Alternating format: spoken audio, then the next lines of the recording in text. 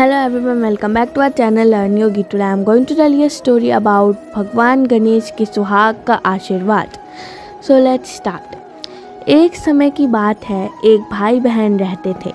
बहन का नियम था कि वह अपने भाई का चेहरा देखे ही खाना खाती थी. हर रोज़ वह सुबह उठती थी और जल्दी जल्दी सारा काम करके अपने भाई का मुंह देखने के लिए उसके घर जाती थी. एक दिन रास्ते में एक पीपल के नीचे गणेश जी की मूर्ति रखी थी. उसने भगवान के सामने हाथ जोड़कर कहा कि मेरे जैसा अमर सुहाग और मेरे जैसा अमर पीहर सबको दीजिए. यह कहकर वह आगे बढ़ जाती थी. जंगल के झाड़ियों में कांटे उसके पैरों में चुभा करते जाते थे. एक दिन भाई के घर पहुंची और भाई का मुंह देखकर बैठ गई तो भाभी ने पूछा, पैरों में क्या हो गया? यह सुनकर उसने भाभी को जवाब दिया कि रास्ते में जंगल की झाड़ियों के गिरे हुए कांटे पाँव में चिप गए हैं. जब वह वापस अपने घर आ जाए तब भाभी ने अपने पति से कहा कि रास्ते को साफ करवा दो, आपकी बहन के पाँव में बहुत सारे कांटे चुभ गए हैं. भाई ने तभी कुल्हाड़ी लेकर सारी झाड़ियों को काटकर रास्ता साफ कर दिया, जिससे गणेश जी का स्थान भी वहाँ से हट गया.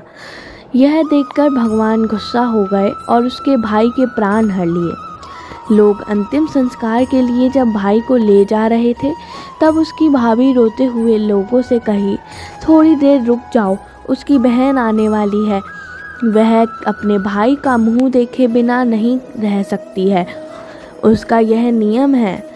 तब लोगों ने कहा, आज तो देख लेगी पर कल कैसे देखेगी? रोज़ दिन की तरह बहन अपने भाई का मुंह देखने के लिए जंगल में निकली. तब जंगल में उसने देखा कि सारा रास्ता साफ किया हुआ है. जब वह आगे बढ़ी तो उसने देखा कि सिद्धि विनायक को भी वहां से हटा दिया गया है. तब उसने जाने से पहले गणेश जी को एक अच्छे स्थान पर रखकर उन्हें स्थान दिया और हाथ जोड़कर बोली, भगवान मेरे जैसा अमर सुहाग और मेरे जैसा अमर पीहर सबको देना. और फिर बोलकर आगे निकल गई. भगवान अब सोचने लगे, अगर इसकी नहीं सुनी तो हमें कौन मानेगा, हमें कौन पूछेगा.